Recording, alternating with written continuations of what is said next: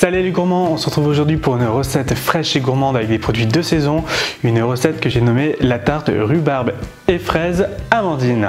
Sans plus tarder, la recette.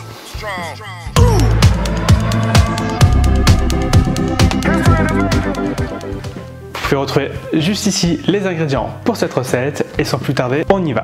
Alors pour la pâte sucrée, nous allons mettre notre beurre dans un saladier avec notre sucre glace ainsi que notre poudre d'amande. Et nous allons venir mélanger avec nos petits doigts.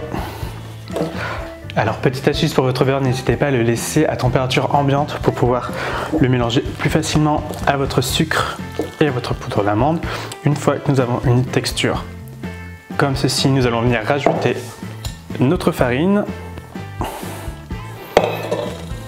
ainsi que une petite pincée de sel et rajouter notre œuf. Et là, on va aller venir avec nos deux mains frotter notre pâte tout bêtement comme ceci. C'est ce qu'on appelle sabler la pâte, tout bêtement. C'est ce qui va permettre au beurre de bien s'incorporer à la farine et avoir une belle pâte homogène. Et on va venir faire une belle boule.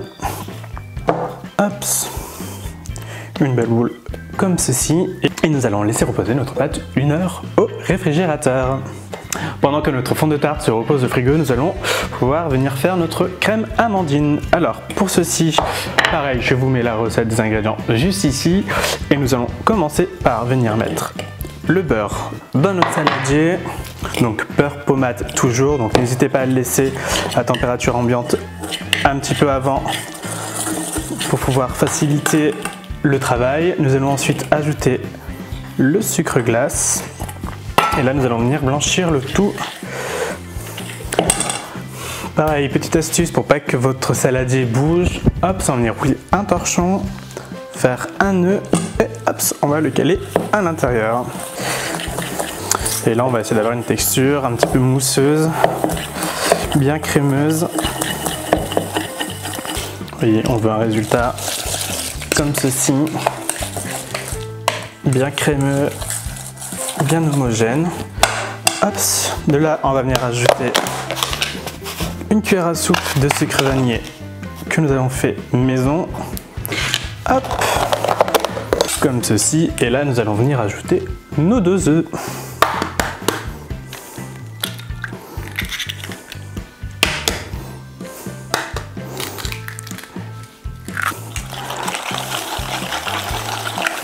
Alors là, il faut vraiment bien remuer pour pas que ça fasse de grumeaux, que les œufs s'incorporent bien au beurre et au sucre. Attention aux crampes dans les avant-bras et aux poignets. Hop, comme ceci. Une fois qu'on a cette texture là, nous allons venir rajouter notre poudre d'amande. Pareil, bien mélanger pour que ce soit bien homogène. Tout bêtement. Et voilà, notre crème amandine est prête. Nous allons venir corner les bords. Nous allons venir mettre un papier film par-dessus et la réserver au frais, le temps de pouvoir retravailler du coup la pâte et de s'occuper de nos rhubarbes et de nos fraises. Alors maintenant, on va venir nettoyer et découper nos rhubarbes ainsi que nos fraises.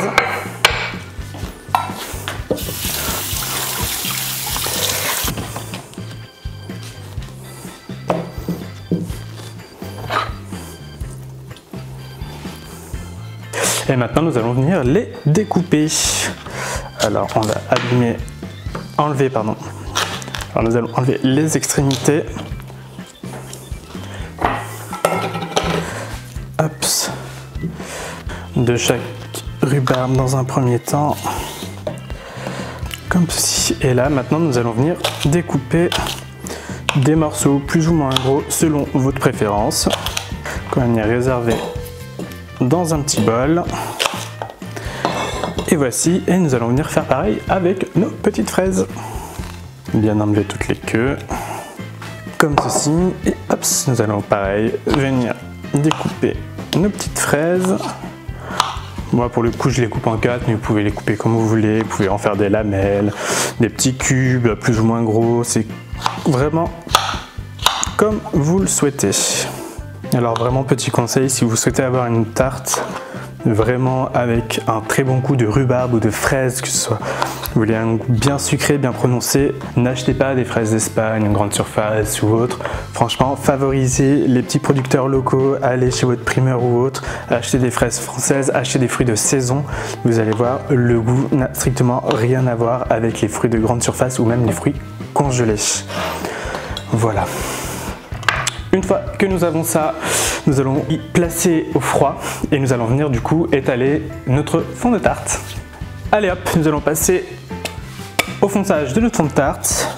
Alors pour ceci, on ne va pas utiliser de farine pour étaler notre fond de tarte. On va venir prendre 2 feuilles de papier cuisson assez grandes. Hop.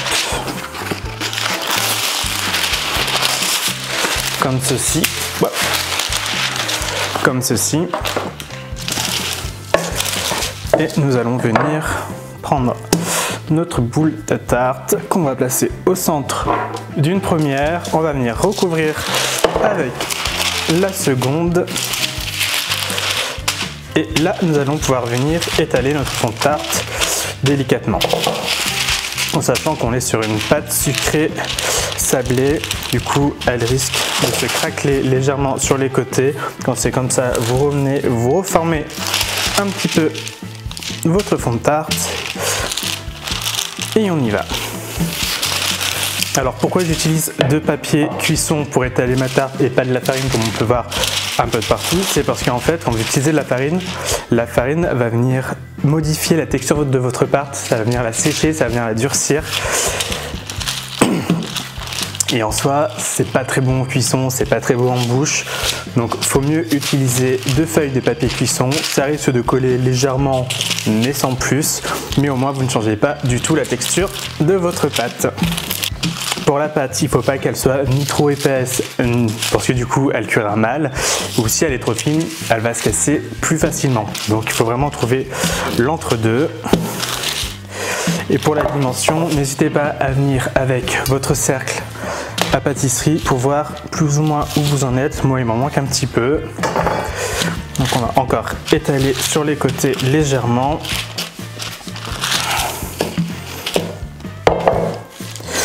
Et là, on est pas mal du tout. Alors pour ce qui est du fond de tarte, moi j'utilise un cercle à pâtisserie, mais vous pouvez bien évidemment utiliser un cercle, un fond de tarte, un plat à tarte avec le fond comme on peut trouver un peu de partout, comme nos mères utilisent, nos grand-mères utilisent, il n'y a aucun souci.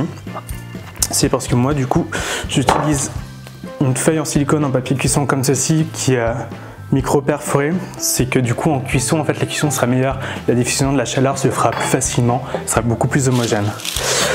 Voilà, ensuite notre fond de tarte est étalé.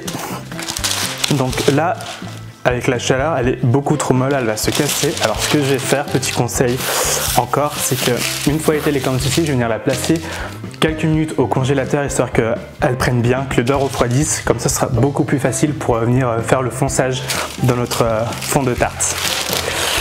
Voilà. Et là, en attendant, nous allons venir quand même beurrer l'intérieur de notre cercle à pâtisserie. Voilà, légèrement. Et maintenant, plus qu'à attendre que quelques minutes que notre fond de tarte soit bien pris par le froid. Et voilà, voilou. Hop, nous avons récupéré notre fond de tarte qui a bien durci. Et de là, nous allons pouvoir venir hop,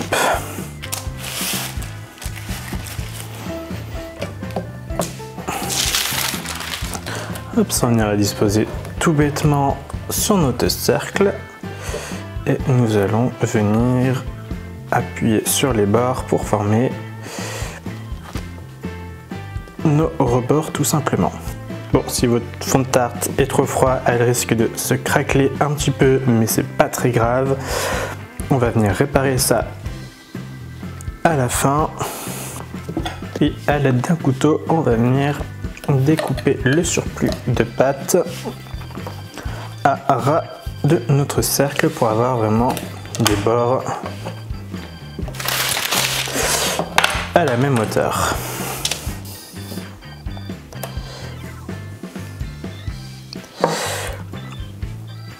Une fois que nous avons fini d'abaisser notre fond de tarte, on va venir du coup le pré-cuire à 190 degrés pendant 12 minutes. Mais pour ceci, on va venir déposer une feuille de papier sulfurisé sur notre fond de tarte. Hop. En marquant bien les bords. Et on va venir déposer des haricots rouges par-dessus pour éviter que notre pâte ne bouge de trop en cuisson et pour avoir de jolis bords. Hop, comme ceci, et on vient bien les disposer sur les côtés. Hop, et nous allons mettre notre fond de tarte sur une plaque ou une petite grille de cuisson. Et c'est parti pour 12 minutes à 190 degrés. Et voilà, notre fond de tarte est cuit. Hop. Et pré-cuit même. Voilà, nous avons une belle petite coloration. Et avant de compléter la cuisson, nous allons venir le laisser refroidir totalement avant de venir verser notre crème amandine, notre rhubarbe et nos fraises. Et si vous n'avez pas d'idée pendant que votre fond de tarte refroidisse, n'hésitez pas à vous procurer le dernier numéro de Garçon Magazine. Vous pouvez y trouver du coup toutes mes recettes à l'intérieur. Vous avez une recette dans chaque numéro, donc n'hésitez surtout pas tous les mois à vous abonner, à acheter Garçon Magazine pour plus de recettes. Et voilà, une fois notre fond de tarte pré-cuit et refroidi, vous voyez, hop, nous allons pouvoir venir mettre notre crème d'amande.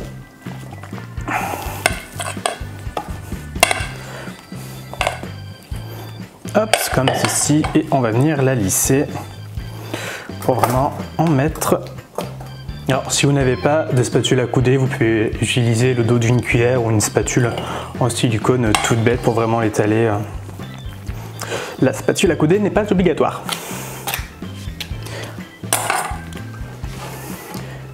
Et voilà, comme ceci. Et maintenant, nous allons pouvoir venir disposer nos rhubarbes et nos fraises.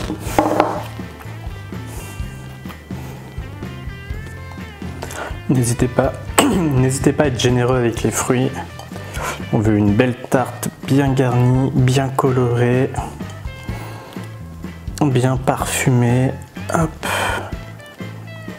Et une fois que nous avons terminé de disposer nos fruits sur notre tarte, nous allons pouvoir l'enfourner à 190 degrés pendant 40 minutes environ.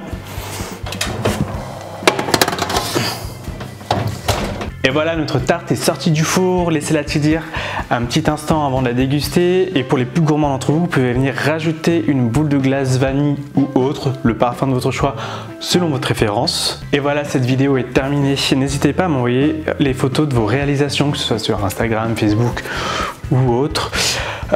Moi je vous dis à bientôt pour de nouvelles vidéos, et pour les plus gourmands d'entre vous, n'hésitez pas également à vous procurer Garçon Magazine où vous pouvez retrouver tous les mois une de mes nouvelles recettes colorées. Et moi je vous dis à bientôt, salut!